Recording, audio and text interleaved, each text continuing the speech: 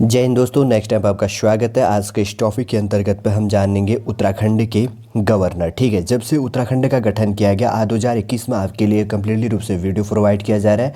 आज तक के जो भी गवर्नर रहे आज के इस टॉपिक के अंतर्गत में हम कम्प्लीटली रूप से जानेंगे। ठीक है, हमारे लिए जानने के लिए इम्पोर्टेंट इसलिए हो जाता है यदि आप उत्तराखंड के अंतर्गत पे किसी भी गवर्नमेंट जॉब की तैयारी करते हैं, वहाँ पर उत्तराखंड जीके पूछने को दिखाई देता है। यह टॉपिक आपको काफ़ी मददगार साबित होगा। ठीक है, इसके साथ साथ ही यदि आप उत्तराखंड जीके या उत्तराखंड की तैयारी नहीं करते या उत्तराखंड में रहते हैं या यूपीएससी किसी और की तैयारी करते हैं तो इंटरव्यू पर्पज़ के लिए भी काफ़ी इंपॉर्टेंट हो जाता है। वहाँ पर इंटरव्यू पर आपको अपने स्टेट या अपने क्षेत्र का क्वेश्चन है पूछने को वहाँ पर एग्जामिनर के द्वारा दिखाई देगा। ठीक है, आज के इस टॉपिक के अंतर्गत पर हम आगे बढ़ेंगे और जानेंगे उत्तराखंड के प्रमुख गवर्नर।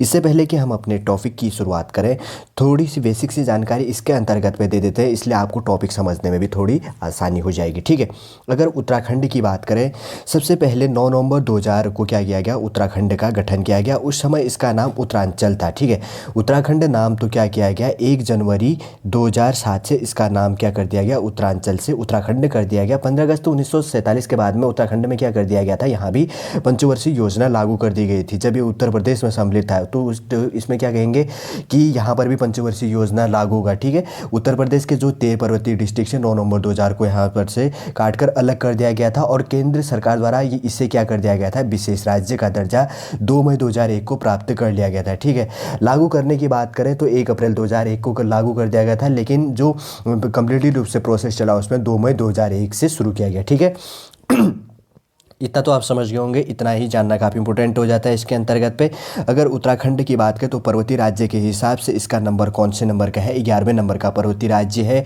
अगर वैसे ही राज्य बनने की बात करें तो 27वें नंबर का यह राज्य बना था। कौन से नंबर का बना था, 27वें नंबर का राज्य बना था। काफ़ी इंपॉर्टेंट हो जाता है। अगर क्षेत्रफल की बात करें तो तेलंगाना बनने के बाद में यह 19वें नंबर का राज्य है। ठीक है, अगर जनसंख्या के आधार की बात करें तो यह कौन से नंबर का राज्य होता है, 20वें नंबर का राज्य होता है। इतने काफ़ी हो गए 4 टॉपिक इसके अंतर्गत भी, और इसी के अंतर्गत से भी क्वेश्चन पूछने को दिखाई देगा। इतना आप समझ गए। सबसे पहले अगर बात करें तो सुगौली ट्रीटी जब चली थी 1814 से लेकर 1816 के बीच में सुगौली संधि हुई थी। ठीक है, हस्ताक्षर तो क्या कर दिया गया था 1815 में इसको कर दिया गया था, लेकिन कब, 28 अप्रैल 1815 में। ठीक है, किस किस के मध्य सुगौली ट्रीटी की जो सिग्नेचर हुई थी, जो ब्रिटिश थे, ठीक है ना, ब्रिटिशर थे। ब्रिटिशर कौन थे, कर्नल गार्डनर थे, काफ़ी इंपॉर्टेंट हो जाता है। और जो गोरखा शासक थे अमर सिंह थापा, उनके बीच में हुआ था।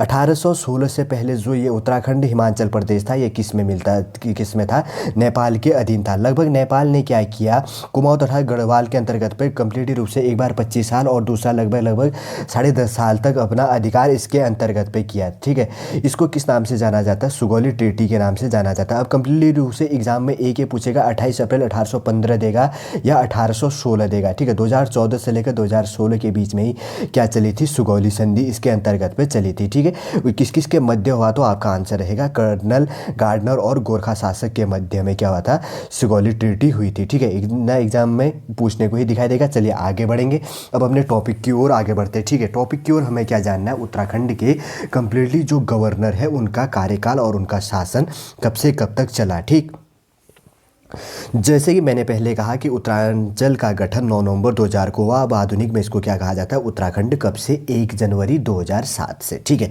तो जब इसको पहले उत्तरांचल कहा जाता था, या एग्जामिनर ऐसे पूछेगा कि जब उत्तरांचल का गठन हुआ तब उसके पहले उस समय उत्तराखंड के पहले राज्यपाल कौन थे, तो आपका आंसर क्या रहेगा, सुरजीत सिंह बरनाला उस टाइम क्या थे, सबसे पहले उत्तराखंड के गवर्नर बने, जिसे क्या कहा जाता है, राज्यपाल कहा जाता है। ठीक है, इनका कार्यकाल कितना रहा था, 9 नवंबर 2000 से लेकर 7 जनवरी 2003 तक इनका क्या रहा था, कार्यकाल रहा था। कंप्लीटली रूप से इनका अगर कार्यकाल की बात करें तो 2 साल लगभग 59 या 60 दिन, इतना इनका क्या रहा था, कार्यकाल रहा था। ठीक है, इतना समझ के एक क्वेश्चन यहाँ से पूछेगा, सबसे पहले गवर्नर है तो इसलिए एग्जाम पर्सपेक्टिव से काफ़ी इंपॉर्टेंट हो जाता है, और कार्यकाल कितना रहा ये भी इंपॉर्टेंट इसके अंतर्गत पे हो जाता है। ठीक है, दूसरे नंबर की अगर की बात करें तो दूसरे नंबर के गवर्नर बने उत्तराखंड के सुदर्शन अग्रवाल जी। ठीक है, 8 जनवरी 2003 से इनका कार्यकाल चला, 28 अक्टूबर 2007 तक इनका कार्यकाल चला। कंप्लीटली रूप से अगर इनके कार्यकाल चलने की बात करें तो 4 साल 293 दिन का इनका क्या चला था, कार्यकाल चला था। ठीक है, समझ गए। दूसरे गवर्नर कौन थे, सुदर्शन अग्रवाल जी। ठीक है, थर्ड नंबर के अगर गवर्नर की बात करें तो उत्तराखंड के थर्ड नंबर के गवर्नर बने बनवारी लाल जोशी जी। ठीक है, बनवारी लाल जोशी जी बने जिनका कार्यकाल कब से कब रहा, 29 अक्टूबर 2007 से लेकर 5 अगस्त 2009 तक इनका कार्यकाल रहा। कंप्लीटली रूप से अगर इनके कार्यकाल की बात करें तो 1 साल 280 दिन का इनका कार्यकाल रहा। ठीक है, समझ गए होंगे।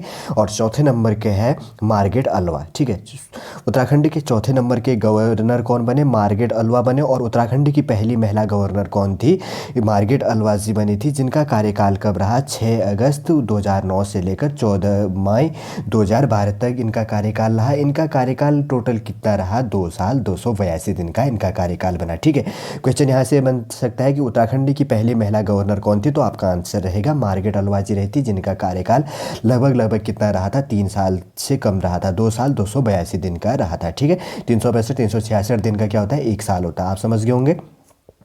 आगे बढ़ते, पाँचवें नंबर के गवर्नर कौन थे, तो पाँचवें नंबर के गवर्नर हैं अजीज़ कुरैशी जी। ठीक है, उत्तराखंड के पहले मुस्लिम गवर्नर बने अजीज़ कुरैशी जी हो गए, जिनका कार्यकाल 15 मई 2012 से लेकर 7 जनवरी 2015 तक रहा। 2 साल 237 दिन का इनका क्या रहा, कार्यकाल रहा। ठीक है, यहाँ पर पूछेगा कि जो उत्तराखंड के पहले मुस्लिम गवर्नर कौन बने, तो आपका आंसर रहेगा अजीज़ कुरैशी। और एक क्वेश्चन ऐसे बन सकता है कि उत्तराखंड के अंतर्गत पे जो मुस्लिम पहले गवर्नर बने उनका नंबर कौन से नंबर के गवर्नर बने थे, तो वो 5वें नंबर के बने थे। अगर मुस्लिम की बात करें तो पहले नंबर के बने थे। ठीक है, ऐसे क्वेश्चन यहाँ पर घूमकर आपको पूछने को दिखाई देगा और आराम से आपको इसको समझना, आप समझ गए होंगे। आगे बढ़ते हैं, आगे है छठवें नंबर के।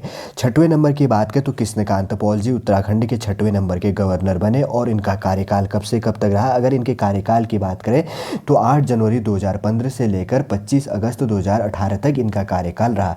3 साल 229 दिन का इनका कंप्लीटली रूप से क्या रहा, कार्यकाल रहा। ठीक है, समझ गए होंगे। छठवें नंबर के गवर्नर कौन बने, कृष्णकांत पॉल जी। ठीक है, कितना दिन का था इनका, 3 साल 229 दिन का इनका कार्यकाल रहा। ठीक है, और जो आधुनिक है आज के समय पे हैं बेबी रानी मौर्य जी। ठीक है, उत्तराखंड की दूसरी महिला गवर्नर कौन बनी, बेबी रानी मौर्य बनी। मौर्य कहा जाता है बेबी रानी मौर्य होगी, जिनका जन्म कब हुआ था, 1958 में हुआ था, 1956 ईस्वी में इनका जन्म हुआ था।